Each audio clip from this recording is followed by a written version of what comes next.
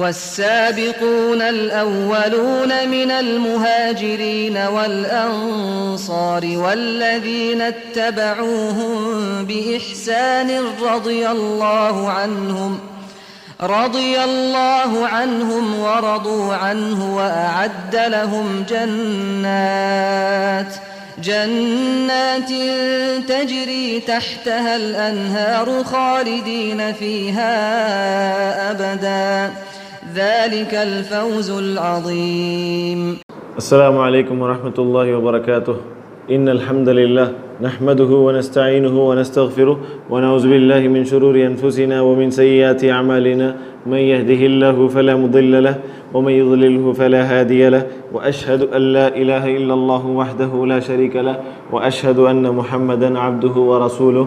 أما بعد فإن خير الحديث كتاب الله وخير الهدي هدي محمد صلى الله عليه وسلم وشر الأمور محدثاتها وكل محدثة بدعة وكل بدعة ضلالة وكل ضلالة في النار. أعوذ بالله السميع العليم من الشيطان الرجيم من همزه ونفخه ونفثه. بسم الله الرحمن الرحيم. رب اشرح لي صدري ويسر لي أمري واحلل عقدة من لساني يفقهوا قولي. معزز سامعین، جیسا کہ گزشتہ 5 یا 6 دنوں سے عشرہ مبشرہ کا تذکرہ ہم آپ کے سامنے پیش کرتے آ رہے ہیں. عشرہ مبشرہ کے اس مبارک تذکرے میں 5ویں نمبر پر جو صحابی آتے ہیں عبد الرحمن بن عوف جن کا نام ہے، آج ہم ان کے بارے میں کچھ اہم باتیں جاننے کی کوشش کریں گے. عبد الرحمن بن عوف رضی اللہ عنہ اسلام کے ایک نامور اور مشہور صحابی ہیں، جلیل القدر صحابی ہیں، اور عبد الرحمن بن عوف رضی اللہ عنہ اس جماعت سے تعلق رکھتے ہیں جنہیں اس دنیا میں ہی زندگی کی حالت میں اللہ کے رسول صلی اللہ علیہ وسلم کی جانب سے ایک مرتبہ نہیں بلکہ کئی مرتبہ جنت کی بشارت مل چکی ہے. عبد الرحمن بن عوف رضی اللہ عنہ جب اسلام قبول کرنے سے پہلے ان کا نام عبد عمر تھا، ایک اور نام بھی ان کا تھا عبد الکعبہ. عبد الرحمن بن عوف رضی اللہ عنہ ابو بکر رضی اللہ عنہ کے ساتھی تھے، دوست تھے. عبد الرحمن بن عوف رضی اللہ عنہ ابو بکر رضی اللہ عنہ کی تبلیغ کی وجہ سے، ان کی دعوت کی وجہ سے اسلام قبول کرے. اہل علم کہتے ہیں، تاریخ میں اس بات کو محفوظ کیا گیا ہے کہ عبد الرحمن بن عوف رضی اللہ عنہ اللہ کے رسول صلی اللہ علیہ وسلم پر جب ایمان لاتے ہیں تو ان کا گنتی کے حساب سے اگر ہم 1 2 3 کی گنتی کریں تو وہ 8ویں شخص تھے جنہوں نے اللہ کے رسول صلی اللہ علیہ وسلم کے پر ایمان لایا. یعنی عبد الرحمن بن عوف رضی اللہ عنہ السابقون الاولون کی جماعت سے تعلق رکھتے تھے. گنتی کے حساب سے وہ ایسے 8ویں شخص تھے جنہوں نے اللہ کے رسول پر ایمان لایا. اللہ کے رسول پر ایمان لانے کا سب سے بڑا سبب ابو بکر الصدیق رضی اللہ عنہ کی تبلیغ تھی. جیسے کہ میں نے چند دن پہلے بھی آپ کے سامنے یہ بات بتائی تھی کہ دعوت و تبلیغ کا آغاز اپنے دوست سے کیا جاتا ہے. اللہ کے رسول صلی اللہ علیہ وسلم نے اپنے دوست ابو بکر رضی اللہ عنہ کو سب سے پہلے اسلام کی دعوت دی.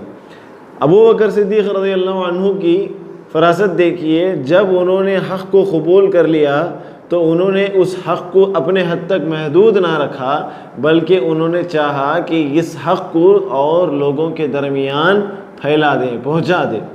تو اس حساب سے ابو بکر صدیق رضی اللہ عنہ نے اپنے جو مخلص دوست تھے ان کے درمیان اسلام کی دعوت کو پیش کیا.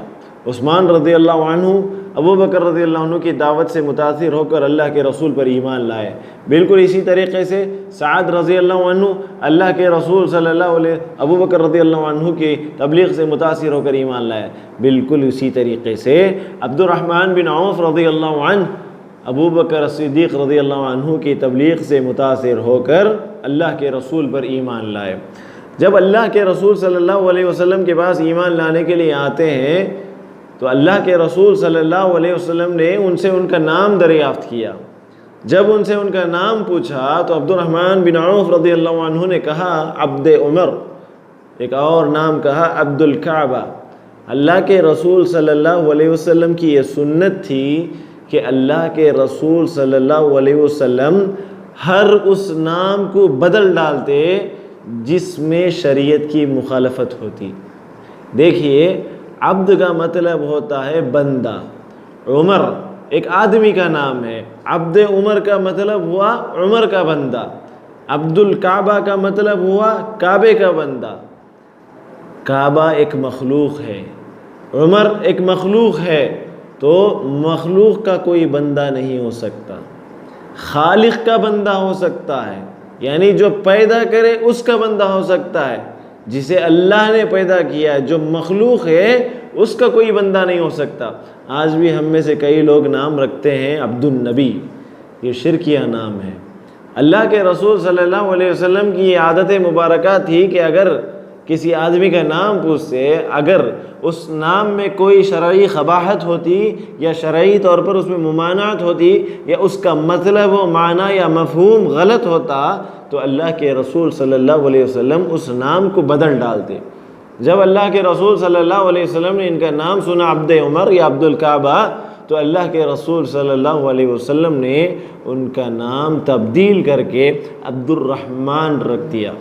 ان کے والد کا نام عوف تھا، عبد الرحمن بن عوف رضی اللہ عنہ بعد میں اسی نام سے مشہور ہو گئے۔ جو ان کا جاہلیت کے زمانے میں جو نام تھا وہ ختم ہو گیا اور رہتی دنیا تک عبد الرحمن کے نام سے وہ مشہور ہونے لگے۔ عبد الرحمن بن عوف رضی اللہ عنہ بہت پہلے ایمان لانے والوں میں سے ان کا شمار ہوتا ہے، سابقین اولین کی جماعت سے ان کا تعلق ہے۔ اہل علم گنتی کے حساب سے کہتے ہیں کہ ان کا 8واں نمبر ہے جنہوں نے اللہ کے رسول صلی اللہ علیہ وسلم کے پر ایمان لایا۔ جب اللہ کے رسول صلی اللہ علیہ وسلم کی اوپر وحی کا آغاز ہوا، جب آیتیں نازل ہو رہی تھیں، جس وقت اقرأ بسم ربک الذی خلق اور سورۃ المدثر نازل ہوئی، تو اس وقت ایمان لانے والوں کی جو تعداد تھی وہ 8 لوگ تھے۔ وہ 8 لوگ تھے، اس میں سے عبد الرحمن بن عوف رضی اللہ عنہ کا بھی شمار تھا۔ یعنی یہ بہت ابتدائی اسلام کے واقعات میں سے ہے۔ عبد الرحمن بن عوف رضی اللہ عنہ ابو بکر صدیق رضی اللہ عنہ کی محنت، ان کی دعوت و تبلیغ سے متاثر ہو کر ایمان لے کر آئے۔ عبد الرحمن بن عوف رضی اللہ عنہ اور دوسرے صحابہ کے درمیان بہت امتیازی فرق پایا جاتا ہے۔ عبد الرحمن بن عوف رضی اللہ عنہ اللہ کے رسول صلی اللہ علیہ وسلم کے اوپر ابتدائی اسلام میں ایمان لانے کی وجہ سے ان کو جو شرف، ان کو جو قدر و منزلت اللہ کے رسول صلی اللہ علیہ وسلم کے دربار میں حاصل تھی، بعد میں ایمان لانے والوں کو وہ شرف حاصل نہ ہو سکا۔ ایک واقعہ ہے کہ ایک مرتبہ خالد رضی اللہ عنہ اور عبد الرحمن بن عوف رضی اللہ عنہ کے درمیان کسی بات پر اختلاف ہو گیا، تھوڑی جھگڑے کی شکل ہو گئی، تو یہ بات اللہ کے رسول صلی اللہ علیہ وسلم کو معلوم ہوتی ہے۔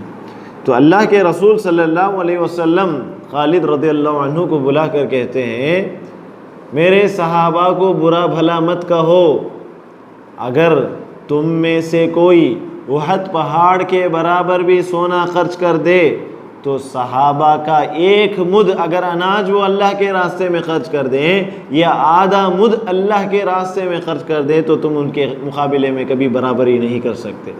خالد رضی اللہ عنہ خود اللہ کے رسول کے ایک صحابی ہیں جنہیں اللہ کے رسول نے سیف اللہ کا لقب دیا، بڑے جلیل القدر صحابی ہیں، اللہ کے رسول سے بہت محبت تھی اور اللہ کے رسول سے ان کو اتنی محبت تھی کہ ایک مرتبہ اللہ کے رسول صلی اللہ علیہ وسلم اپنے بال بنوا رہے تھے، بال کاٹ رہے تھے، تو خالد رضی اللہ عنہ نے اللہ کے رسول صلی اللہ علیہ وسلم کے ان بالوں کو جمع کر لیا، جمع کر کے اپنا جو اوپر سے عمامہ تھا یا ٹوپی تھی اس میں باندھ لیا، اس کو سی لیا۔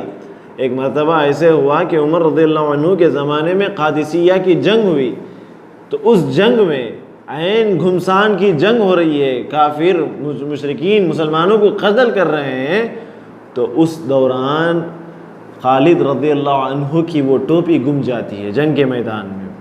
خالد رضی اللہ عنہ ایک بہت بڑے شہسوار، بہت بڑے جرنل صحابی تھے، اس کے باوجود بھی اللہ کے رسول صلی اللہ علیہ وسلم سے ان کی محبت دیکھیے۔ اللہ کے رسول صلی اللہ علیہ وسلم کے بال اپنی ٹوپی میں موجود تھے، تو انہوں نے جنگ کو ایسے ہی چھوڑ دیا اور اس ٹوپی کی تلاش میں نکل پڑے۔ لوگ ان سے پوچھے کہ آپ جنگ چھوڑ کر اللہ کے رسول کی ٹوپی تلاش کر رہے ہیں، تو خالد رضی اللہ عنہ نے آخرکار وہ ٹوپی تلاش کر لی۔ یعنی بتانے کا مقصد کیا ہے کہ ان کی محبت دیکھیے اللہ کے رسول صلی اللہ علیہ وسلم سے کتنی تھی۔ اتنے بڑے صحابی ہونے کے باوجود بھی اللہ کے رسول صلی اللہ علیہ وسلم نے عبد الرحمن بن عوف رضی اللہ عنہ سے جب ان کا جھگڑا ہو گیا، جب اختلاف ہو گیا، تو خالد رضی اللہ عنہ کو بلا کر کہا کہ اگر تم میں سے کوئی احد پہاڑ کے برابر بھی سونا صدقہ کر دے تو تم ان کے مقابلے میں نہیں برابری کر سکتے۔ مطلب کیا ہے کہ صحابہ کے درمیان بھی کیٹیگریز ہوا کرتے ہیں، جیسا کہ میں نے کہا عبد الرحمن بن عوف رضی اللہ عنہ السابقون الاولون کی جماعت سے تعلق رکھتے ہیں، یعنی وہ صحابہ جنہوں نے پہل اسلام قبول کیا، اور پھر اس کے بعد بدری صحابہ ہیں جنہوں نے جنگ بدر میں حصہ لیا، بعد میں اس کے بعد عشر مبشرہ ہیں، بعد میں انصار ہیں، بعد میں مہاجر صحابہ ہیں، اس میں بہت سارے کیٹیگریز ہیں، اور بعد میں ان صحابہ کا نمبر آتا ہے جنہوں نے فتح مکہ کے موقع پر اسلام قبول کیا۔ تو صحابہ کے اندر بھی بہت ساری کیٹیگریاں ہیں۔ تو اللہ کے رسول صلی اللہ علیہ وسلم نے اس وقت جو بات کہی تھی کہ اگر تم احد پہاڑ کے برابر بھی سونا خرچ کر دو تو میرے صحابہ کے مقابلے پر نہیں پہنچ سکتے۔ خالد رضی اللہ عنہ جب عبد الرحمن بن عوف رضی اللہ عنہ کا مقابلہ نہیں کر سکتے، تو آج ہم میں سے کون ہے صحابہ کے رتبے اور ان کے درجے کا مقابلہ کرنے والا؟ لیکن ہم کر سکتے ہیں تو کیا کر سکتے ہیں؟ ان کے طریقے کو اپنا سکتے ہیں، ان کے جیسا عمل کر سکتے ہیں، لیکن ان کے درجے کو ہرگز نہیں پہنچ سکتے۔ تو یہاں یہ بات بھی معلوم ہوتی ہے کہ صحابہ کے درمیان جو امتیازات ہیں، جو فرق ہیں، اس کا بھی ہمیں احترام کرنا چاہیے۔ ہر صحابی کا اپنے اپنے پاس ایک درجہ ہے، اللہ کے رسول نے ان کو ایک درجہ دیا، اللہ نے ان کو ایک درجہ دیا۔ اور جنگ بدر کے جو صحابہ ہیں، جو صحابہ جنگ بدر میں شامل ہوئے، اللہ تعالیٰ نے جنگ بدر کے دوران کہا تھا، اسی دن آسمان سے جھانک کر آواز لگائی کہ اے میرے بدری صحابہ، اے میرے بدری صحابہ، اللہ کے رسول صلی اللہ علیہ وسلم کے ساتھ جنہوں نے مل کر کفار کے خلاف جنگ کی ہے، آج کے بعد جو چاہے تم کرو، میں نے تمہارے لیے بخشش لکھ دی ہے۔ یعنی اتنی بڑی فضیلت ان کو حاصل ہوئی، اتنی بڑی فضیلت ان کو حاصل ہوئی۔ بدری صحابہ کا مقام بہت بڑا مقام ہے۔ تو بہرحال صحابہ کے درمیان جو امتیازات پائے جاتے ہیں اس کا بھی ہمیں احترام کرنا چاہیے، اور ہم کسی صحابی کے درجے اور مرتبے کو کبھی نہیں پہنچ سکتے، لیکن ہم ان کے جیسا عمل کر سکتے ہیں، ان کے جیسا ہم اقتداء کر سکتے ہیں، ہم ان کو اپنا رہنما مان سکتے ہیں۔ ہم میں سے کوئی نہ خالد رضی اللہ عنہ کے مرتبے کو پہنچ سکتا ہے، نہ ادنا درجے کے صحابی کے مرتبے کو پہنچ سکتا ہے، چاہے جائے کہ بات دور ہے ابو بکر رضی اللہ عنہ اور عمر رضی اللہ عنہ اور عبد الرحمن بن عوف رضی اللہ عنہ جیسے صحابہ کے مرتبے کو پہنچنا۔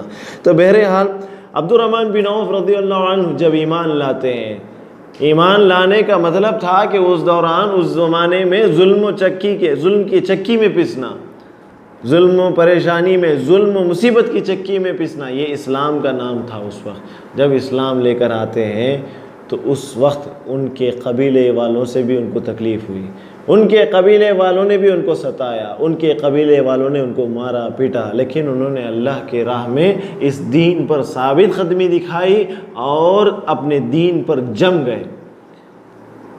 اس کا تذکرہ ہمیں کیسے معلوم ہوتا ہے؟ معلوم ایسے ہوتا ہے، دلیل یہ ہے کہ عبد الرحمن بن عوف رضی اللہ عنہ ان صحابہ میں سے شامل ہیں جنہوں نے 2 مرتبہ اللہ کے راستے میں ہجرت فرمائی۔ ایک پہلی ہجرت حبشہ کی جانب، ایتھوپیا کی جانب، دوسری ہجرت مدینے کی جانب۔ ہجرت کرنا معمولی چیز نہیں ہے، ہجرت کو آپ معمولی نہ سمجھیں۔ ہجرت کا مطلب یہ ہے کہ تم اپنے گھر بار کو چھوڑنا، اپنے بیوی بچوں کو چھوڑنا، اپنی جائیداد کو چھوڑنا، اپنے محلے کو چھوڑنا، اپنی بستی کو چھوڑنا، اپنے سارے رشتہ داروں کو چھوڑنا، اپنے کاروبار کو چھوڑنا، اپنا مال چھوڑنا۔ کس کی خاطر؟ اللہ ایک وحدہ لا شریک کی خاطر۔ یہ ساری چیزیں وہ چھوڑ کر ایتھوپیا گئے، حبشہ گئے، اور بعد میں اللہ کے رسول صلی اللہ علیہ وسلم کے حکم پر مدینہ بھی گئے۔ 2 مرتبہ انہوں نے ہجرت کی۔ ہجرت اس لیے کی کہ انہیں مکے میں ستایا گیا، مکے میں وہ ستائے گئے، اسی وجہ سے انہوں نے ہجرت کی۔ تو اس سے معلوم ہوتا ہے کہ ایمان لانے کے بعد ان پر بھی مصیبت و مصائب کے پہاڑ جو ہے توڑے گئے۔ اسی طریقے سے اللہ کے رسول صلی اللہ علیہ وسلم کے اس صحابی کو ایک اور شرف حاصل ہے، ایک اور خصوصیت حاصل ہے جو کسی دوسرے صحابی کو حاصل نہیں ہوئی۔ اس شرف میں ابو بکر رضی اللہ عنہ واحد ایک ایسے صحابی ہیں جنہیں یہ شرف حاصل ہوا، جنہیں یہ خصوصیت حاصل ہوئی۔ عبد الرحمن بن عوف رضی اللہ عنہ ایک مرتبہ سفر پہ جا رہے ہیں اللہ کے رسول صلی اللہ علیہ وسلم کے ساتھ۔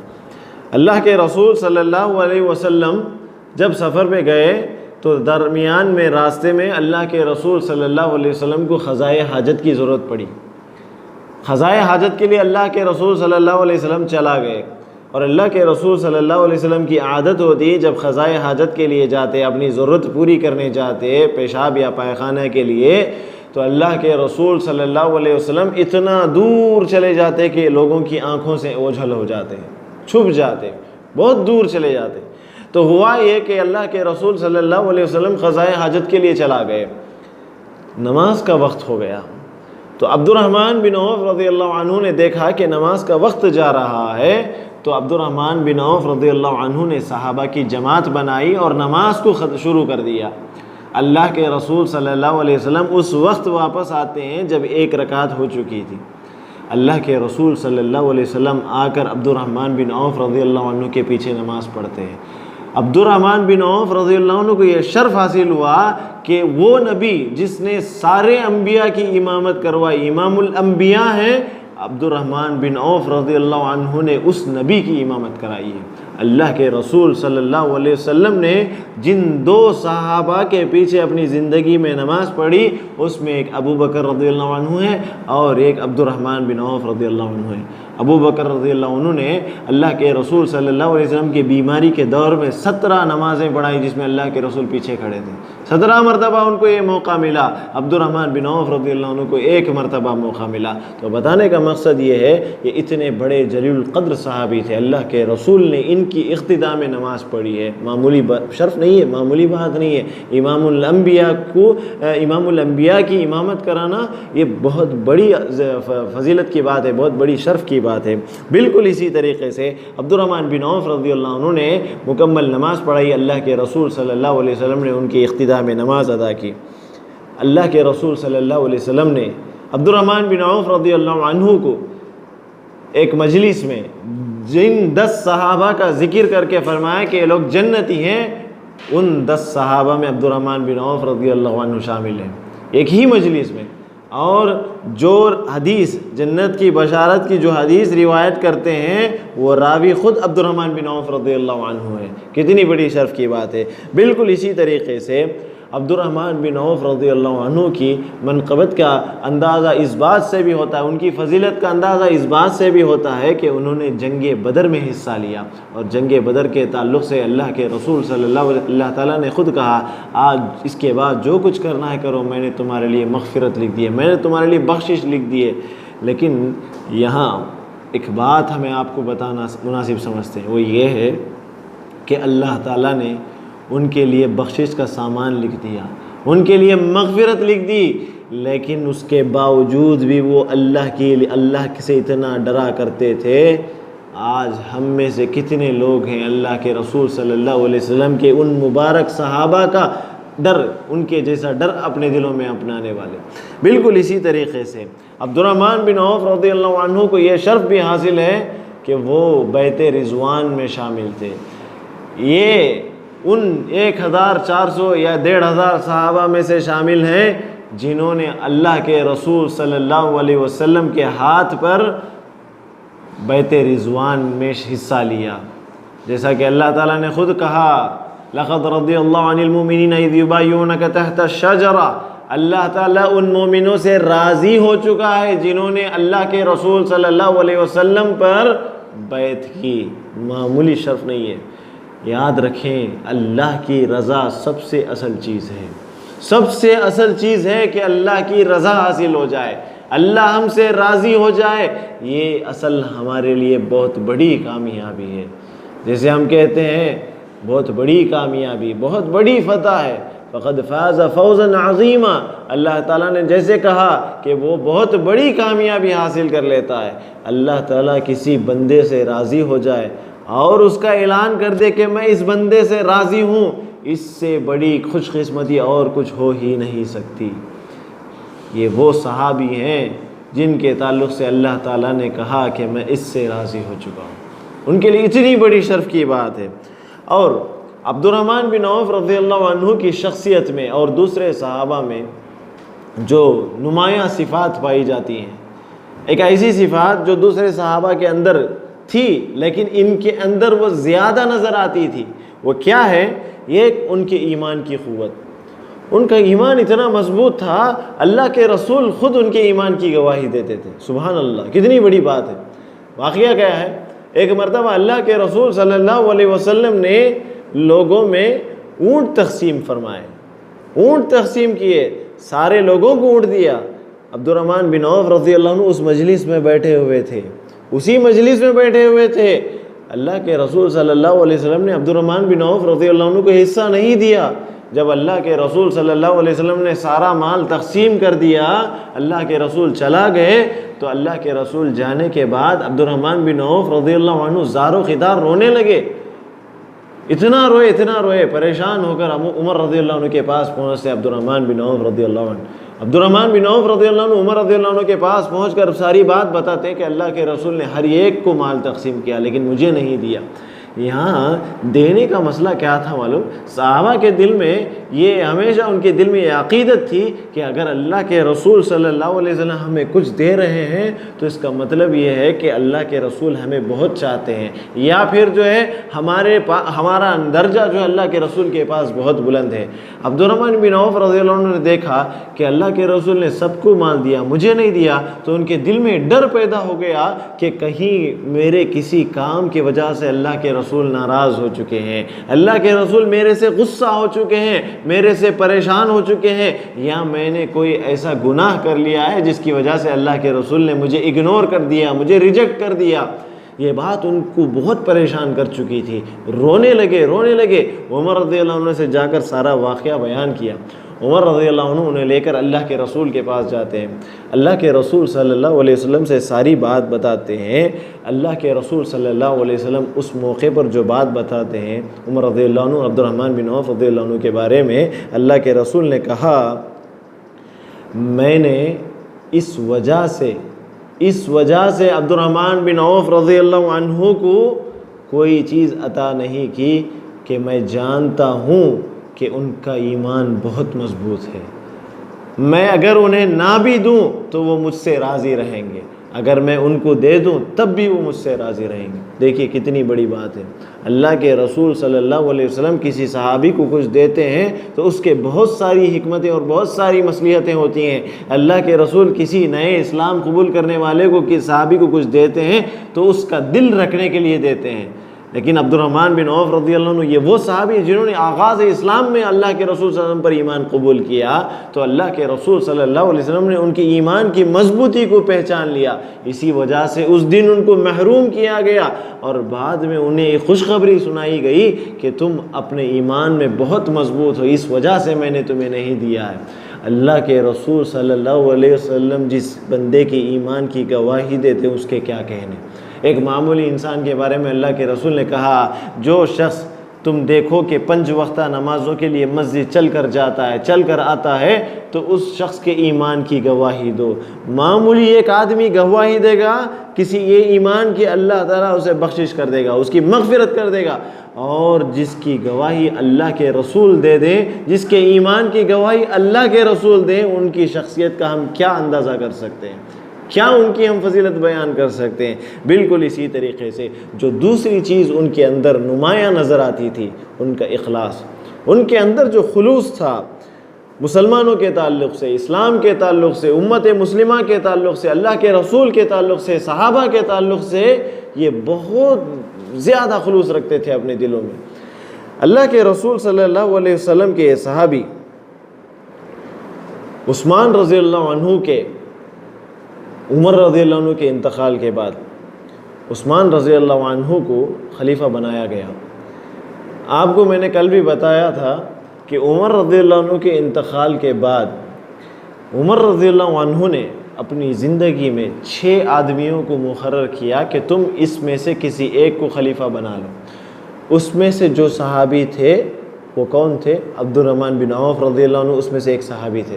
اچھا، جب یہ 6 رکنی مشاورتی ٹیم ایک گھر میں جمع ہوتی ہے تو سب سے پہلے خلافت سے دستبردار ہونے والے کون تھے؟ عبد الرحمن بن عوف رضی اللہ عنہ۔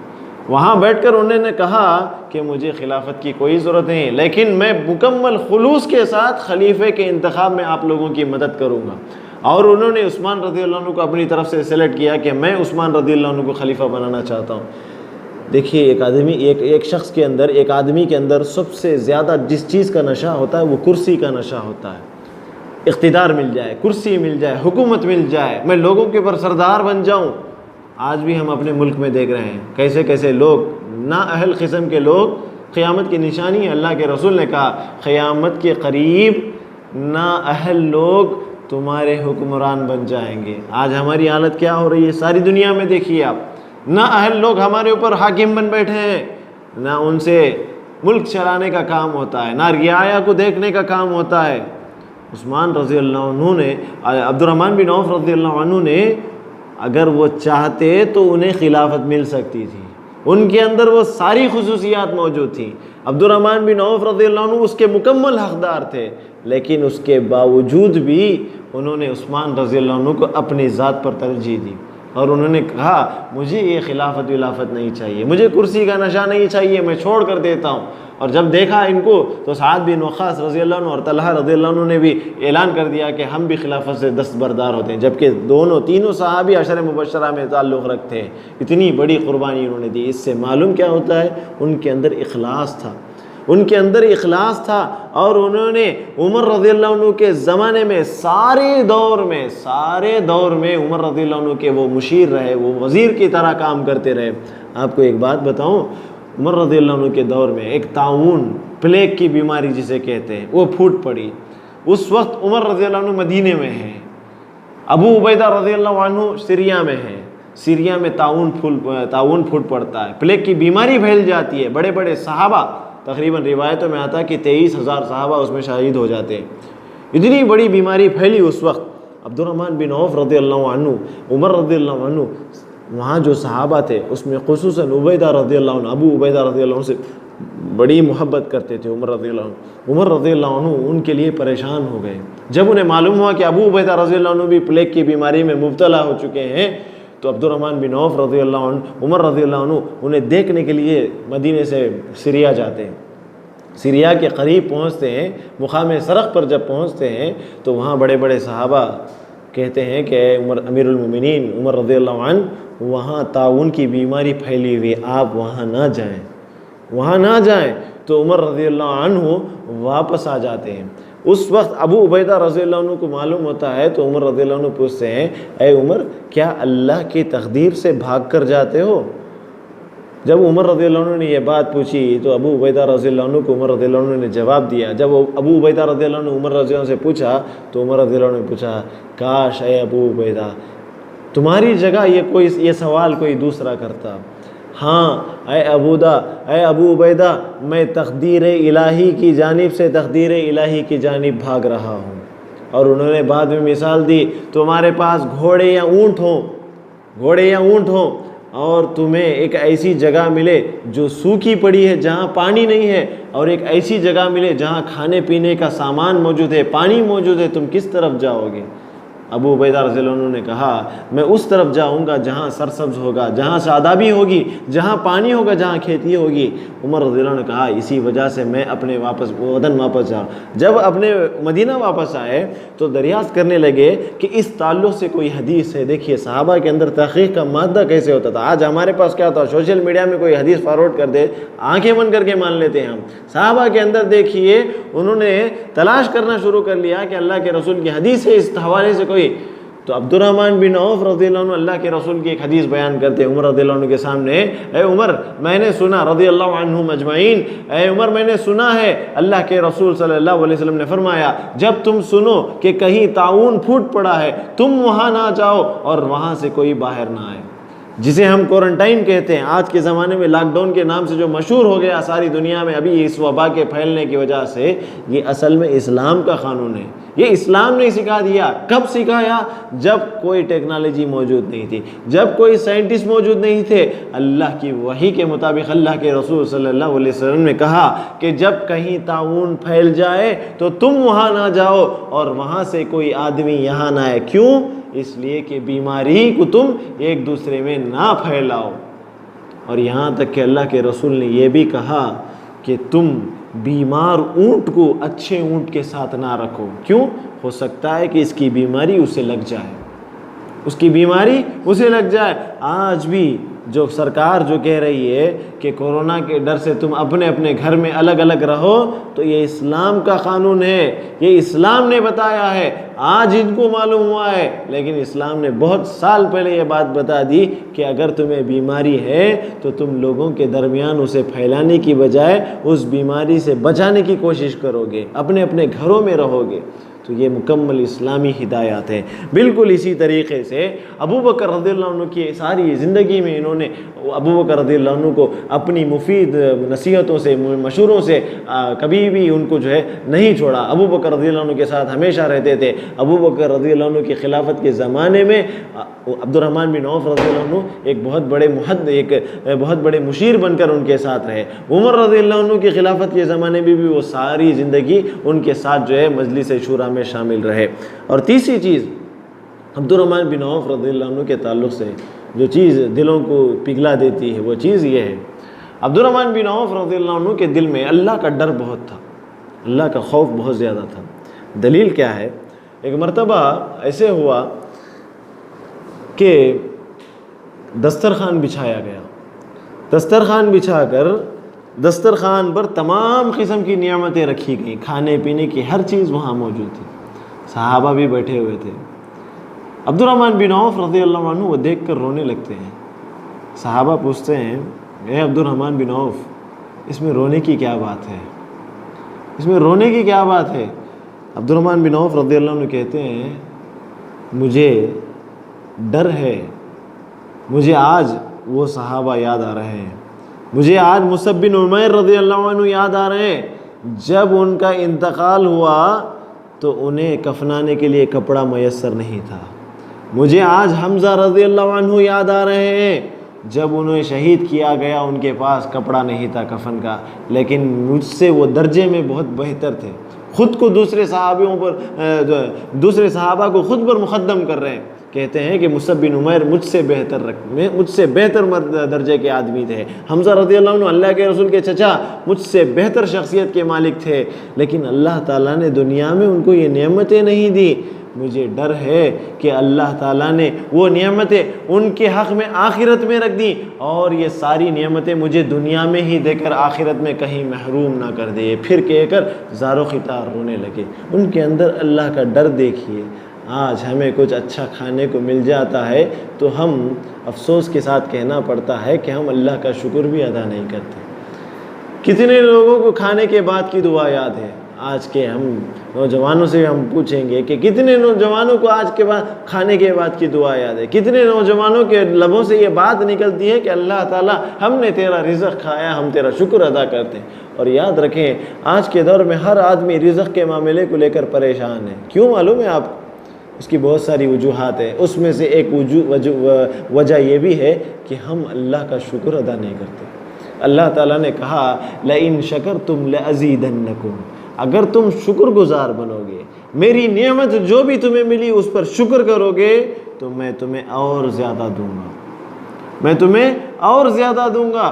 وَلَئِن كَفَرْتُمْ إِنَّ عَذَابِي لَشَدِيدٌ، اگر تم میری ناشکری کرو گے تو میرا عذاب سخت ہے۔ آج ہم رزق کے معاملے میں ستائے جاتے ہیں، پریشان ہیں ہم، ہماری بزنس میں بیپار میں برکتیں نہیں ہیں، ہر آدمی پریشان ہے۔ ایک تو جھوٹ ملا ہوا ہے سارے بزنس میں، جھوٹی قسم کھا کر بیچتے ہیں، حرام کا مال بیچتے ہیں، حرام طریقے سے مال کماتے ہیں، حرام طریقے سے لوگوں کے درمیان بیچتے ہیں، پھر ہم کیسے یہ اللہ تعالیٰ سے توقع رکھ سکتے ہیں کہ اللہ تعالیٰ ہمیں اور زیادہ دے گا؟ عبد الرحمن بن عوف رضی اللہ عنہ کے اندر دیکھیے، اتنے بڑے صحابی ہونے کے باوجود، جنت کی بشارت ملنے کے باوجود بھی اللہ کا خوف ان کے دل میں یہ تھا کہ کہیں اللہ تعالیٰ یہ ساری نعمتیں مجھے دنیا میں دے دے اور آخرت میں مجھے جنت میں اس چیز سے محروم کر دے۔ کیا ہم نے کبھی یہ سوچا ہے اللہ کی نعمت کھاتے ہوئے کہ اللہ تعالیٰ مجھے یہ جنت میں اس سے محروم کر دے؟ اس پہ سوچنے کی ضرورت ہے۔ پھر اسی طریقے سے عبد الرحمن بن عوف رضی اللہ عنہ ایک بہت بڑے جلیل القدر صحابی ہونے کے ساتھ ساتھ ان کی ایک بہت بڑی صفت جو دوسرے صحابہ کے علاوہ ان کے اندر پائی جاتی تھی، وہ ایک کامیاب تاجر تھے، بہت بڑے بزنس مین تھے، اور یہ شرف صرف 2 صحابہ کو حاصل ہوا۔ ابو بکر رضی اللہ عنہ سب سے بڑے تاجر، اس کے بعد نمبر پر عثمان رضی اللہ عنہ، اس کے بعد والے نمبر پر عبد الرحمن بن عوف رضی اللہ عنہ۔ یہ 3 بڑے بڑے تاجر صحابہ تھے، اور اللہ تعالیٰ نے انہیں اتنا مال عطا کیا کہ انہوں نے اللہ کے راستے میں جیسے جیسے اللہ نے ان کو مال عطا کیا، بالکل اسی طریقے سے انہوں نے اللہ کے راستے میں خرچ بھی کیا۔ عبد الرحمن بن عوف رضی اللہ عنہ، ان کا مال جس قدر اللہ تعالیٰ کو کوئی آدمی پہچانتا ہے، جیسا کہ سلف نے کہا، من کان باللہ عارف کان باللہ اخوف، جو آدمی اللہ تعالیٰ کو جتنا پہچانتا ہے، جتنا اسے جانتا ہے، جتنا اس کے تعلق سے علم رکھتا ہے، اللہ تعالیٰ سے وہ اتنا ڈرتا ہے۔ عبد الرحمن بن عوف رضی اللہ عنہ اللہ کی معرفت کو اپنے دلوں میں کوٹ کوٹ کر بھر چکے تھے، اللہ کو بہترین طریقے سے وہ پہچانتے تھے، تو اللہ تعالیٰ کا ڈر بھی ان کے دل میں ویسے ہی تھا، اللہ تعالیٰ کی خشیت ان کے دل میں ایسی ہی تھی، اللہ تعالیٰ کا خوف ان کے دل میں ایسے ہی تھا۔ عبد الرحمن بن عوف رضی اللہ عنہ ایک کامیاب تاجر اس حیثیت سے بھی تھے کہ اگر وہ مٹی کو بھی ہاتھ لگائیں تو مٹی سونا بن جاتی تھی، اتنی برکت ان کے ہاتھوں میں اللہ تعالیٰ نے دی تھی۔ اللہ تعالیٰ کا فضل ان کے ساتھ ایسے شامل حال رہا، جہاں کہیں بھی انہوں نے تجارت کو شروع کیا، اللہ تعالیٰ نے ان کو برکت سے مالا مال کر دیا۔ ہم ایک واقعہ آپ کے سامنے سناتے ہیں۔ جب مدینہ ہجرت کر کے پہنچتے ہیں، اللہ کے رسول صلی اللہ علیہ وسلم کے صحابہ مکے سے جب مدینہ پہنچتے ہیں، انہیں مہاجر کہتے ہیں، ہجرت کر کے جانے والوں کو مہاجر کہتے ہیں۔ مدینے میں جو صحابہ تھے انہیں انصار کہتے ہیں، یعنی مدد کرنے والے۔ انصاری صحابہ سے مہاجر صحابہ کا اللہ کے رسول صلی اللہ علیہ وسلم نے آپس میں مواخات کروائی۔ مواخات کا مطلب ہے اسلامک بردرہڈ۔ اللہ کے رسول نے کہا کہ یہ مہاجر صحابہ مکے سے جو آئے ہیں، انہوں نے اللہ کے راستے میں، اللہ کے رسول کے راستے میں اپنا گھر بار چھوڑ دیا، اپنے بیوی بچوں کو چھوڑ دیا، اپنا سارا مال چھوڑ دیا۔ وہ سارا مال کہاں ہے؟ مکے میں موجود ہے۔ وہ خالی ہاتھ تمہارے گھر کے سامنے آئے، تمہارے گھروں کے پاس آئے، تو اللہ کے رسول صلی اللہ علیہ وسلم نے ان کا دل رکھنے کے لیے ایک ایک انصاری صحابی کو ایک ایک مہاجر صحابی سے آپس میں ملا دیا، اور کہا کہ آج سے یہ تمہارے فیملی کا ممبر ہے، جو کچھ تم کھلاتے ہو، پیتے پہنتے ہو، کھاتے ہو، وہ سارا تم اس کو دیکھو گے، اس کی ذمہ داری ساری تمہارے اوپر موجود ہے۔ عبد الرحمن بن عوف رضی اللہ عنہ مکے میں بہت بڑے مالدار صحابی، لیکن جب وہ مکے سے مدینہ ہجرت کرنے لگے، مشرکین مکہ نے ان کو اپنا مال ساتھ لے جانے سے انکار کر دیا، وہ خالی ہاتھ مدینہ آ گئے۔ جب مدینہ پہنچتے ان کے پاس کچھ نہیں، بیوی بھی نہیں، بچے نہیں، کچھ نہیں۔ اللہ کے رسول صلی اللہ علیہ وسلم نے عبد الرحمن بن عوف رضی اللہ عنہ کو ایک انصاری صحابی ہے جن کا نام ہے سعد بن ربیع، ان سے آپس میں ملا دیا، ملا کر موافقت کر دی اور کہا کہ یہ تمہارے آپس میں بھائی بھائی۔ اب دیکھیے ان کی قربانی، قربان جائے میرے ماں باپ ان پر۔ اللہ کے رسول صلی اللہ علیہ وسلم نے ان کے دلوں میں کیسا اخلاص پیدا کیا تھا، اللہ کی قسم، دنیا قیامت تک ایسی شخصیات کو پھر اپنے دامن پر نہیں سمیٹ سکتی، ایسی شخصیات پھر اس زمانے میں کبھی پیدا نہیں ہو سکتی۔ سعد بن ربیع رضی اللہ عنہ ایک انصاری صحابی، عبد الرحمن بن عوف رضی اللہ عنہ سے جب ان کی مواخات ہو جاتی ہے، اتنے بڑے مالدار صحابی عبد الرحمن بن عوف رضی اللہ عنہ، سعد بن ربیع رضی اللہ عنہ کہتے ہیں، عبد الرحمن بن عوف، میرا جو مال ہے اس مال کے میں 2 حصے کر دیتا ہوں، آدھے مال کو تم لے لو جس سے تم تجارت کرو یا کچھ کھاؤ پیو جو بھی کرو، آدھا مال میں رکھ لیتا ہوں۔ ایک آدمی اپنے مال میں حصہ مقرر کر دے یہ بات سمجھ میں آتی ہے، لیکن یہ آدمی اپنے پیار میں اپنی محبت میں حصہ بنا دے یہ بات سمجھ کے باہر ہے، یہ بات سمجھ کے باہر ہے۔ یہاں سے ختم نہیں ہوا ان کا ایثار۔ انہوں نے کہا اے عبد الرحمن بن عوف میری 2 بیویاں ہیں، جس بیوی کو تم دیکھ کر پسند کر لو گے میں اسے طلاق دے دوں گا، تم اس سے نکاح کر لینا۔ سبحان اللہ، کتنی بڑی قربانی، کتنا بڑا ایثار، سبحان اللہ۔ اور وہاں عبد الرحمن بن عوف رضی اللہ عنہ کا ظرف دیکھیے، اگر کوئی ہم ہوتے وہاں تو ادھر دے دلو بھائی پہلے بول کے لے لیتے، کیا ملتا کہ نہیں، مال مل جاتا بس، یہ تو مال کے ہوس بن کے ہم جو ہے ہوس ہمارے اندر ایسی پائی جا رہی آج کے زمانے میں مال کے تعلق سے، اللہ کی پناہ۔ عبد الرحمن بن عوف رضی اللہ عنہ کہتے ہیں آپ کا شکریہ میرے بھائی، اللہ تعالیٰ آپ کے مال میں برکت عطا کرے۔ آج ہمارے پاس ایسی حالت ہے کہ اگر ہم کسی کو مالدار دیکھتے ہیں تو اس کے لیے دعا کرنے کی وجہ اس کی بددعا کرتے ہیں، ختم ہو جانا مال اس کا، اللہ تعالیٰ سے غارت کرنا، اسے ملتا نا مجھے ملتا نہیں نا، یہ حسد ہے۔ اور مومن حاسد نہیں ہوتا۔ اللہ کے رسول صلی اللہ علیہ وسلم کے صحابی کا طرز عمل دیکھیے، عبد الرحمن بن عوف رضی اللہ عنہ کہتے ہیں میرے بھائی آپ کا بہت شکریہ، بس آپ مجھے بازار بتا دیں، مدینے کا جو مارکیٹ ہے اس کو بتا دیں، میں وہاں چلے جاؤں گا۔ اس زمانے میں مدینے کے اندر بنی قینقاع ایک مارکیٹ کا نام تھا، سعد بن ربیع رضی اللہ عنہ انہیں لے کر وہاں جاتے ہیں، لے کر جانے کے بعد وہاں جو ہے وہ تجارت شروع کرتے ہیں۔ جب وہ تجارت شروع کیا، انہوں نے کاروبار شروع کیا، اس مارکیٹ میں پہنچ کر ان کی ایمانداری کے بدولت، ان کی امانت داری کے بدلے میں، ان کی سچائی کے بدلے میں، ان کے خلوص اور ان کی للہیت کے بدلے میں، ان کے تقوی کے بدلے میں اللہ تعالیٰ نے ایسی برکت ان کو دی کہ مدینہ آنے کے بعد مدینے میں سب سے بڑے مالدار صحابہ میں ان کا شمار ہونے لگا، چند دنوں میں، چند سالوں میں بہت بڑے مالدار صحابی بن گئے۔ اور ان کی دولت کا اندازہ کس بات سے لگا سکتے ہیں معلوم ہے آپ؟ جب ان کا انتقال ہوا تو ہر بیوی کے حصے میں 80,000 درہم آئے، 80,000 درہم آئے ہر بیوی کے حصے میں۔ اور 80,000 درہم کا مطلب ہے اولاد اگر ہو تو 8واں حصہ بیوی کو جاتا ہے، تو اس کا مطلب یہ ہے کہ 3,20,000، ان کی 4 بیویاں تھیں، 4 بیویاں تھیں جب ان کا انتقال ہوا، ہر بیوی کے حصے میں 80,000، تو 4 بیویوں کے حساب سے کتنا ہوا؟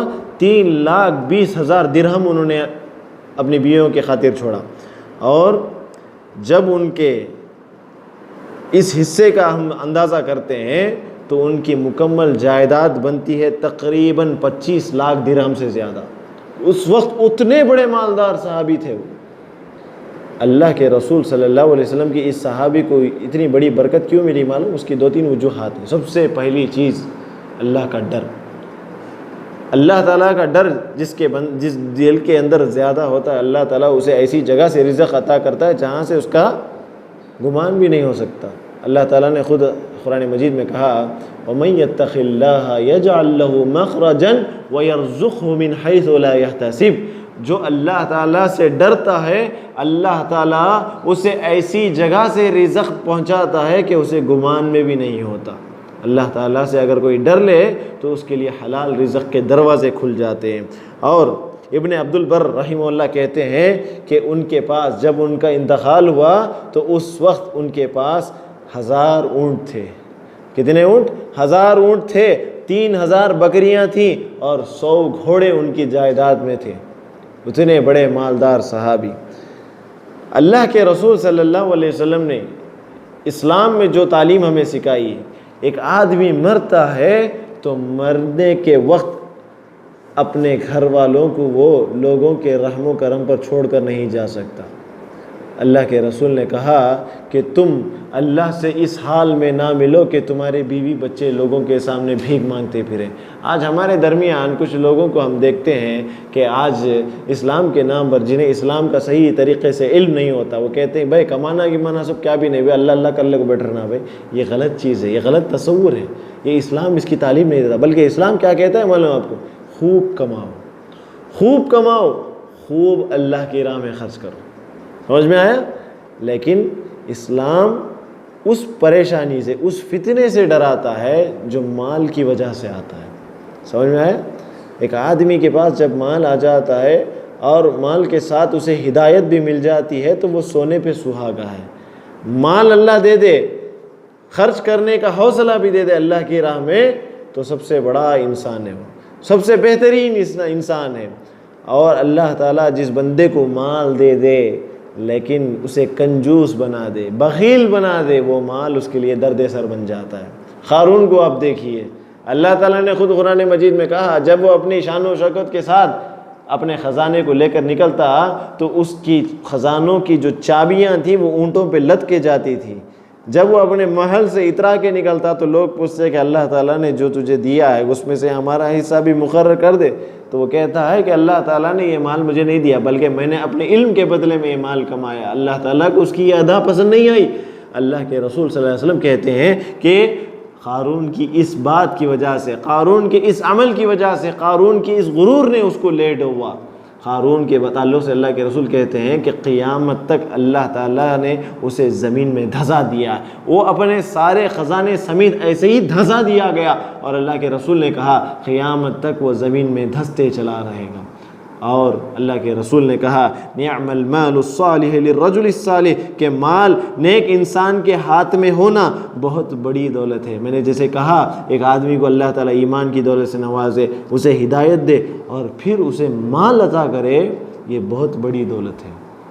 اور اللہ کے رسول نے کہا حسد، جس کے تعلق سے میں نے کہا مومن حسد نہیں کرتا، اور قرآن مجید میں خود کہا اللہ تعالیٰ نے قل اعوذ برب الناس ملک الناس الہ الناس من شر الوسواس الخناس الذی یوسوس فی صدور الناس من الجنة والناس، پھر اس میں قل اعوذ برب الفلق من شر ما خلق ومن شر غاسق اذا وقب ومن شر حاسد اذا حسد، وہاں حسد کرنے والوں کے شر سے پناہ مانگنے کو اللہ تعالیٰ نے سکھایا ہے۔ لیکن اسلام نے دو چیزوں میں حسد کو جائز قرار دیا۔ اللہ کے رسول کہتے ہیں اللہ تعالیٰ نے ایک آدمی کو قرآن کا علم دیا، اور اس قرآن کے علم کو وہ لوگوں کے درمیان پھیلاتا ہے، لوگوں کو پڑھاتا ہے، قرآن کی تعلیم لوگوں کو دیتا ہے، تو ایک آدمی کو جائز ہے کہ اس پر حسد کرے کہ اللہ تعالیٰ نے جیسے اسے علم دیا ہے مجھے بھی علم دے تو میں بھی لوگوں کے درمیان ایسے بیان کروں گا، قرآن کی تعلیم کو عام کروں گا۔ ایک اور آدمی اللہ تعالیٰ نے جسے مال دیا، اور مال ایسا دیا اسے کہ وہ اللہ کی راہ میں اپنی ساری دولت لٹاتا ہے، تو آدمی کے لیے جائز ہے کہ اس کے مال پر حسد کیا جائے کہ کاش مجھے بھی اس جیسا مال مل جائے، میں بھی اللہ کی راہ میں صدقہ کروں، میں بھی اللہ کی راہ میں خرچ کروں۔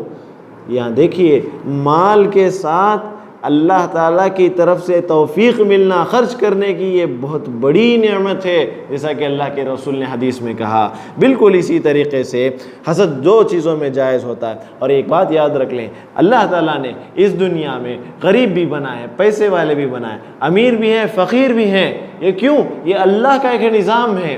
اگر اللہ تعالیٰ ہر آدمی کو مالدار بنا دیتا تو کیا ہوتا معلوم ہے آپ کو؟ اللہ تعالیٰ نے سورہ شعراء میں کہا وَلَوْ بَسَطَ اللَّهُ الرِّزْقَ لِعِبَادِهِ لَبَغَوْا فِي الْأَرْضِ وَلَكِنْ يُنَزِّلُ بِقَدَرٍ مَا يَشَاءُ إِنَّهُ بِعِبَادِهِ خَبِيرٌ بَصِيرٌ۔ اگر اللہ تعالیٰ اپنے سارے بندوں کو مال و دولت سے نواز دے، ان کو رزق فراخت کے ساتھ عطا کر دے، تو کیا ہوگا؟ یہ سارے لوگ زمین میں بغاوت کریں گے، زمین میں فساد کریں گے، کوئی کسی کے کام نہ آئے گا، کوئی کسی کی عبادت نہ کرے گا، کوئی کسی کے دکھ اور درد کو غم کے وہ نہیں بانٹے گا۔ اور اللہ تعالیٰ نے کہا وہ اندازے کے ساتھ جسے چاہتا ہے عطا کرتا ہے، جسے چاہتا ہے روک لیتا ہے، تاکہ لوگ آپس میں ایک دوسرے کے ساتھ ہمدردی کر سکیں۔ اور اللہ تعالیٰ نے جو مال پہنچایا ہے غریبوں میں بھی اس کا حصہ مقرر کر سکے۔ اور میں نے چند دن پہلے بھی ایک حدیث آپ کے سامنے پیش کی تھی جس میں اللہ کے رسول نے کہا، سلسلۃ الصحیحہ کی حدیث ہے کہ قیامت کے دن بہت سارے پڑوسی اپنے پڑوسی کے دامن سے لپٹے ہوں گے اور اللہ تعالیٰ سے سوال کریں گے، اے اللہ تعالیٰ اس سے پوچھو کہ یہ دنیا میں امیر تھا، میں غریب تھا، لیکن اس نے اپنے گھر کا دروازہ مجھ سے بند کر لیا، اور جو فضل مجھے اس کے وصل سے ملنا تھا، اس کے توسل سے مجھے ملنا تھا، اس فضل کو اس نے اپنے پاس روک کے رکھا۔ ہم کیا جواب دیں گے؟ ہم کیا جواب دیں گے؟ ہماری حالت یہ ہو چکی ہے، ہماری سوسائٹی جس سوسائٹی میں ہم جیتے ہیں وہاں کی حالت کیا ہے معلوم؟ اگر ہمارے گھر میں اچھا سالن پکے، اچھی چیزیں پکے تو پہلے ہم دروازہ بند کرتے ہیں، جبکہ اللہ کے رسول نے کہا کہ اگر تم کچھ سالن پکاؤ، گوشت پکاؤ یا اچھا سالن پکاؤ تو اس میں پانی زیادہ بڑھا دو، کیوں؟ تاکہ تم اپنے پڑوسیوں کا حصہ بھی اس میں مقرر کر دو۔ کتنی بڑی تعلیم، اعلیٰ تعلیم سکھائی گئی، اور خاص کر اس لاک ڈاؤن کے مرحلے میں کتنے لوگ بھوک سے پیاس سے مر رہے ہیں، کتنے لوگ بھوک سے پیاس سے نڈھال ہو رہے ہیں، اور خاص کر جہاں گرم علاقے ہیں، جہاں گرمی حد سے زیادہ پڑتی ہے، وہاں کتنے لوگ ایسے ہیں جو بھوک سے نڈھال ہو کر مر جاتے ہیں، جس کے بارے میں ہمیں خبر بھی نہیں ہوتی۔ اللہ تعالیٰ نے ماہ رمضان کو گرمیوں کے موسم میں لا کر ہمیں اس بات کی طرف بھی اشارہ کیا کہ بھوک کے وقت بھوکا رہنا، دھوپ کے وقت بھوکا رہنا کیسے لگتا ہے، کیسے محسوس ہوتا ہے۔ یاد کریں ان فقیروں کو، یاد کریں ان مسکینوں کو جو پانی پینے کے لیے ترس جاتے ہیں، جو اچھا کھانا کھانے کے لیے ترس جاتے ہیں۔ ان سب کے تعلق سے ہمیں سوچنے کی ضرورت ہے۔ اور یاد رکھیں عبد الرحمن بن عوف رضی اللہ عنہ کو اللہ تعالیٰ نے جیسے مال دیا بالکل وہ اللہ کی راہ میں ویسے ہی خرچ کرتے تھے، عبد الرحمن بن عوف رضی اللہ عنہ نے ایک مرتبہ کیا کیا؟ اللہ کے رسول صلی اللہ علیہ وسلم نے کہا کہ اللہ کے رسول صلی اللہ علیہ وسلم نے جب چندے کی اپیل کی تو غزوہ تبوک کے موقع پر غالباً تو اس وقت عبد الرحمن بن عوف رضی اللہ عنہ نے 4000 دینار، 1 دینار نہیں، 2 دینار نہیں، 4000 دینار کیا کیا؟ اللہ کے رسول صلی اللہ علیہ وسلم کے پاس لا کر دے دیا۔ منافقین دیکھ رہے تھے، منافقین جو ظاہری طور پر مسلمان ہوتے ہیں لیکن ان کے دلوں میں کفر ہوتا ہے، وہ لوگ کہنے لگے الذین یلمیزون المتطوعین من المؤمنین فی الصدقات والذین لا یجدون الا جہدہم فیسخرون منہم سخر اللہ منہم ولہم عذاب علیم۔ اللہ تعالیٰ سورہ توبہ میں کہتا ہے جو لوگ ان مسلمانوں پر طعنہ زنی کرتے ہیں، جو لوگ ان مسلمانوں پر طعنہ زنی کرتے ہیں، جو لوگ ان کو برا بھلا بولتے ہیں، جو دل کھول کر خیرات کرتے ہیں، ان منافقین کے تعلق سے یہ اس آیت کے نزول کے تعلق سے اہل علم کہتے ہیں کہ یہ آیت عبد الرحمن بن عوف رضی اللہ عنہ کی اس عمل کی وجہ سے ہوئی جس میں انہوں نے 4000 دینار اللہ کے راستے میں خرچ کیے۔ تو منافقین نے کہا اللہ کو اس کے مال کی کیا ضرورت، اللہ کو جو ہے 4000 دینار دے، کوئی ریاکاری کر رہا ہے۔ تو جب منافقین نے یہ بات کہی، یہ دکھاوا کر رہا ہے، تو اللہ تعالیٰ نے آسمان سے آیتیں اتار دی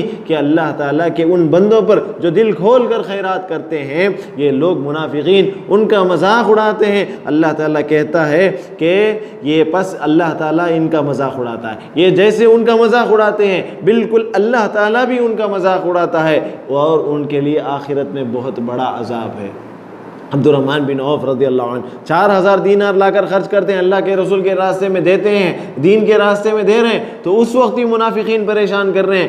اور اگر کوئی صحابی غریب ہے، مزدوری کر کے 5 کھجور یا 1 سیر اناج لا کر اللہ کے رسول صلی اللہ علیہ وسلم کے راستے میں دیتا ہے، تو کہتے ہیں اس غریب کا مال اللہ کو کیا ضرورت ہے، اللہ تعالیٰ بہت پیسے والا ہے، اللہ تعالیٰ تونگر ہے۔ میرے بھائی یہ منافقین کی چال تھی، اللہ تعالیٰ نے اس کا جواب قرآن مجید میں دیا۔ اور پھر اسی طریقے سے عبد الرحمن بن عوف رضی اللہ عنہ اپنا مال کن کن لوگوں پر خرچ کرتے تھے؟ اللہ تعالیٰ نے مال بہت دیا۔ کیسا خرچ کرتے تھے؟ 3 قسم کے لوگ تھے جن پر یہ لوگ خرچ کیا کرتے تھے اپنا پیسہ۔ یہ ان کا جو 1/3 حصہ ہوتا، اپنے مال کا 1/3 جو حصہ ہوتا، اس 1/3 حصے کو خرچ دیتے تھے۔ جن لوگ ضرورت مند ہوتے ان کو قرض کے طور پر دیتے۔ ایک اور 1/3 حصہ ہوتا ایسے لوگوں کا قرض ادا کرتے جو مقروض ہوتے۔ سبحان اللہ، سبحان اللہ، سبحان اللہ۔ دیکھیے عبد الرحمن بن عوف رضی اللہ عنہ اپنا مال کا 1/3 حصہ ان لوگوں کو دیتے ہیں جو ضرورت مند ہیں۔ ایک اور حصہ 1/3 حصہ کسے دے رہے ہیں؟ جو آلریڈی قرض میں مبتلا ہیں، جو مقروض ہیں، کسی سے لیے قرض لیکن دینے کی سکت نہیں ہے، ان کا قرض یہ پورا کرتے ہیں۔ سبحان اللہ، کتنی بڑی فضیلت کی بات ہے معلوم، کسی کا قرض ادا کرنا۔ اور پھر ایک آخری جو حصہ ہوتا ان کے پاس، وہ ایک حصے کو کیا کرتے؟ صحابہ پر احسان کر دیتے۔ عبد الرحمن بن عوف رضی اللہ عنہ کے تعلق سے آتا ہے کہ عبد الرحمن بن عوف رضی اللہ عنہ ہر بدری صحابہ کو 400 درہم ماہانہ دیا کرتے تھے۔ ہر بدری صحابی کو، جو بدر میں ان کے ساتھ لڑائی میں شریک ہوا، اس صحابی کو ہر مہینے 400 درہم دیا کرتے تھے۔ کیوں؟ کہ وہ کسی بھی طریقے کی پریشانی میں مبتلا نہ ہو۔ اور یہی نہیں، اللہ کے رسول کا جب انتقال ہوا، سبحان اللہ، اگر جہاں تک میرا علم ہے، اگر ان کی یہ ایک نیکی اللہ تعالیٰ قبول کر لینا تو ان کے لیے جنت کا سب سے اعلیٰ مقام مل جائے گا۔ اللہ کے رسول کے انتقال کے بعد اللہ کے رسول کی جو بیویاں موجود تھی دنیا میں، ان کی دیکھ بھال کرنا بھی ہمارے لیے بہت بڑا کام تھا۔ وہ ہمارے لیے امہات المومنین تھی۔ بیت المال سے عمر رضی اللہ عنہ نے ان کا وظیفہ مقرر کر دیا تھا۔ عبد الرحمن بن عوف رضی اللہ عنہ کو امہات المومنین پر خرچ کرنے کا کوئی ضرورت نہیں تھی ان کے لیے، لیکن اس کے باوجود بھی انہوں نے کیا کیا معلوم؟ ان کا ایک باغ تھا، اس باغ میں جو کچھ اناج ہوتا، جو کچھ اس باغ میں فصل تیار ہوتی، اس کو بیچ کر اس سے جو کچھ پیسہ آتا، وہ سارا پیسہ امہات المومنین کو دیتے تھے۔ سارا پیسہ امہات المومنین۔ اچھا، جب اس باغ کو وقف کرنے کے لیے بیچا گیا، اس باغ کی قیمت اس زمانے میں 4 لاکھ درہم تھی۔ 4 لاکھ درہم میں وہ باغ بیچا گیا۔ 4 لاکھ درہم، اگر آج کے حساب سے ہم اس کا اندازہ کریں تو تقریباً 400 کروڑ کے قریب جاتا ہے۔ اتنی بڑی رقم جو ہے 400 یا 500 کروڑ کے قریب لگ بھگ ہو سکتا ہے۔ اگر ہم اس کا مکمل صحیح طریقے سے اندازہ کریں تو ہو سکتا ہے کمی بیشی ہو سکتی ہے، لیکن اندازے کے مطابق میں کہہ رہا ہوں 400 کروڑ کے قریب اس کی لاگت جو ہے پہنچ جاتی۔ اس زمانے میں اپنا سارا باغ امہات المومنین کے نام وقف کر دیا تاکہ وہ اللہ کے رسول صلی اللہ علیہ وسلم کے انتقال کے بعد ایسے فیل نہ کریں کہ ان کا کوئی مدد کرنے والا نہیں تھا۔ سبحان اللہ۔ آج یہ تو امہات المومنین ہیں، بے شک ہماری اپنی سگی ماؤں سے زیادہ ان کا حق ہے، لیکن آج اگر ہم اپنے معاشرے میں نظر ڈالیں تو کتنے نوجوان ایسے ہیں جو اپنے ماں باپ کو بھوکے رکھ رہے ہیں، خود کھاتے ہیں لیکن ماں باپ بھوکے ہوتے ہیں۔ کون اپنے ماں باپ کو اچھی طریقے سے رکھا ہوا ہے؟ کون ہے نوجوان جو اپنے ماں باپ کی خدمت کر رہا ہے، ان کی خاطرداری کر رہا ہے، ان کو کھانے کھلا رہا ہے، ان کو پانی میں ہر چیز کون پوری کر رہا ہے ان کی؟ یاد رکھیں، ہمارے نوجوان ایسے ناہنجار قسم کے ہو چکے ہیں کہ نالائق قسم کے بن چکے ہیں کہ ہم اپنی بیوی آتی ہے، ایک دن میں اس کے پاس سو کر اٹھتے ہیں، اپنے ماں باپ کو بھول جاتے ہیں۔ ایسے ماں باپ جنہوں نے ساری زندگی تکلیف اٹھائی آپ کے لیے، ایک ہی رات میں سوتے ہیں، 9 مہینے کی تکلیف بھول جاتے ہیں۔ یاد رکھ لیں، ماں باپ نے، خاص کر ماں نے 9 مہینے جو حمل کے دوران تکلیف اٹھائی ہے، آپ اس کا کبھی حق پورا نہیں کر سکتے، کبھی پورا نہیں کر سکتے۔ کتنی راتیں اس نے جاگ کر گزاری ہیں آپ کی خاطر، اس کا حق پورا نہیں کر سکتے۔ اسی لیے اللہ کے رسول نے، جب ایک آدمی نے سوال کیا، اے اللہ کے رسول مجھ پر کس کا حق سب سے زیادہ ہے؟ اللہ کے رسول نے کہا تیری ماں کا۔ اس نے پھر سوال کیا، اللہ کے رسول نے کہا تیری ماں کا۔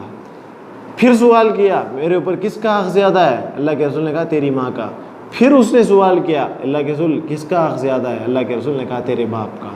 3 مرتبہ اللہ کے رسول نے ماں کا نام لیا، 4تھی مرتبہ میں اللہ کے رسول نے باپ کا نام لیا۔ اس کا مطلب یہ نہیں کہ باپ کا درجہ کم ہے، باپ کا درجہ بھی بہت بڑا ہے، لیکن ماں کی قربانیاں زیادہ ہوتی ہیں، باپ کی قربانیاں بھی ہوتی ہیں، لیکن ماں ایک عورت صنف نازک سے پیدا کی گئی، وہ جلدی متاثر ہوتی ہے، جلدی پریشان ہو جاتی ہے، جلدی اس کی ممتا گھیر لیتی ہے، تو اس کی وجہ سے اللہ تعالیٰ نے انہیں 3 مرتبہ حکم دیا۔ اور یاد رکھیں، عبد الرحمن بن عوف رضی اللہ عنہ، آج کے دور میں ہم کسی ایک امیر آدمی کو دیکھتے ہیں نا، تو ان کے پاس ہم دیکھتے ہیں کہ وہ یا تو کنجوس ہوگا، اکثر امیروں کو آپ دیکھو، یا تو وہ کنجوس ہوگا یا تو وہ فضول خرچی کرنے والا ہوگا۔ قناعت پسندی امیر ہونے کے ساتھ ساتھ، دولت مند ہونے کے ساتھ ساتھ قناعت پسندی ہونا، یہ بہت بڑی فضیلت کی بات ہے، بہت بڑی بات ہے۔ اللہ تعالیٰ ہر کسی کو اس صفت سے نوازتا نہیں۔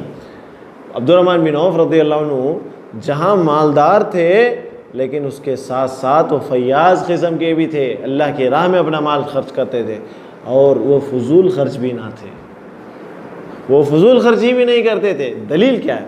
دیکھیے اس واقعے کو غور سے سنیے اور آج کے ماحول میں اس واقعے کو سمجھنے کی کوشش کیجئے کہ ہم کہاں ہیں، وہ صحابہ کہاں تھے، ان کا درجہ کیوں اتنا بلند ہوا، اس ایک واقعے سے ہم اندازہ لگا سکتے ہیں۔ عبد الرحمن بن عوف رضی اللہ عنہ کو ایک مرتبہ اللہ کے رسول نے دیکھا کہ ان کے کپڑوں پر زعفران لگا ہوا ہے، زعفران کا رنگ لگا ہوا ہے۔ اچھا، اس زمانے میں زعفران کا رنگ عورتیں لگایا کرتی تھیں، مرد نہیں لگایا کرتے تھے۔ اس کی دو وجوہات تھی، ایک خوشبو کے لیے، ایک خوبصورتی کے لیے۔ زعفران جو ہے دو وجہ سے استعمال کیا جاتا اور عورتیں استعمال کرتی تھی۔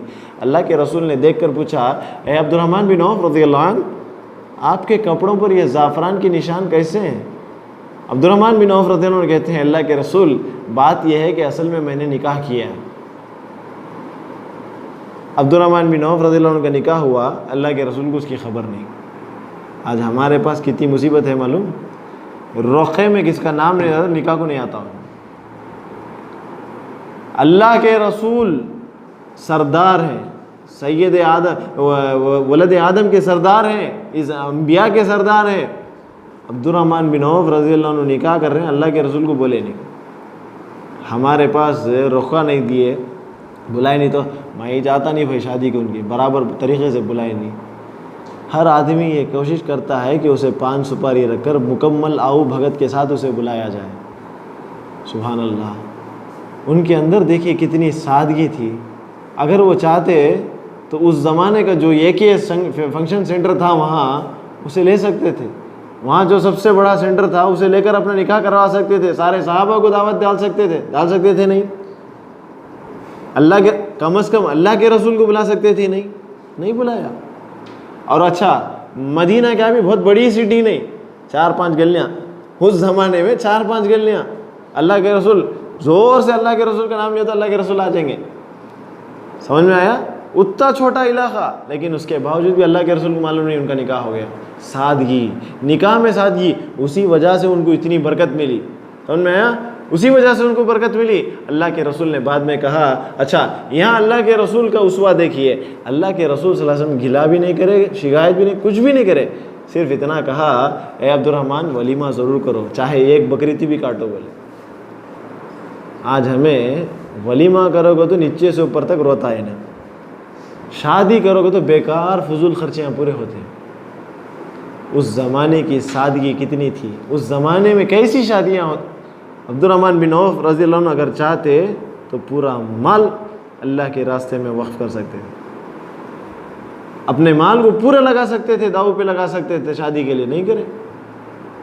کتنا بڑا واقعہ ہمیں اس سے ملتا ہے، کتنا بڑا سبق، کتنی عبرت ہمیں اس واقعے سے حاصل ہوتی ہے۔ اور بالکل اسی طریقے سے اللہ کے رسول صلی اللہ علیہ وسلم کے صحابی مرنے سے پہلے، اپنی وفات سے پہلے، ان کے ساتھ ایک عجیب و غریب واقعہ پیش آیا۔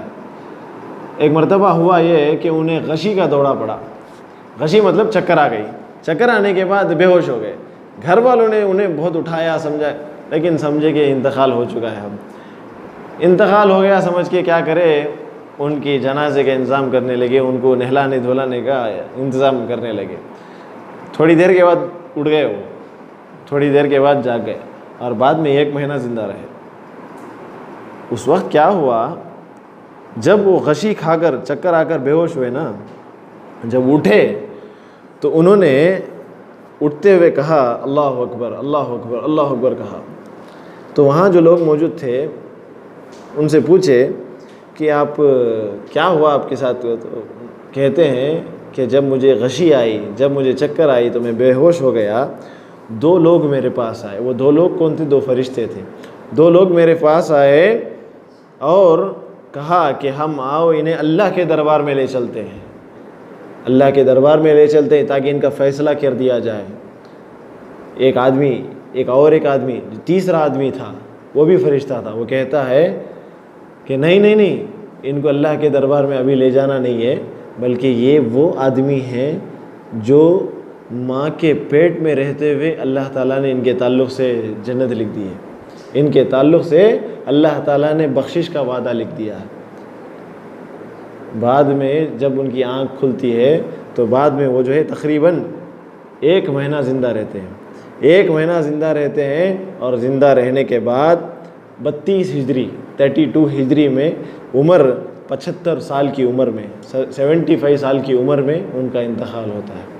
اور جب انتقال ہوتا ہے تو بہت سارا مال انہوں نے اپنے جائیداد میں اپنے بچوں کے لیے چھوڑ کر گیا، اور جس وقت ان کا انتقال ہوا روایت کے مطابق ان کی 8 بیویاں تھیں۔ تو بہرحال عبد الرحمن بن عوف رضی اللہ عنہ ایک بہت بڑے جلیل القدر صحابی، جنہوں نے اپنی ساری زندگی میں اللہ اور اس کے رسول کی اطاعت کی، صحابہ کے ساتھ اپنا سارا وقت گزارا۔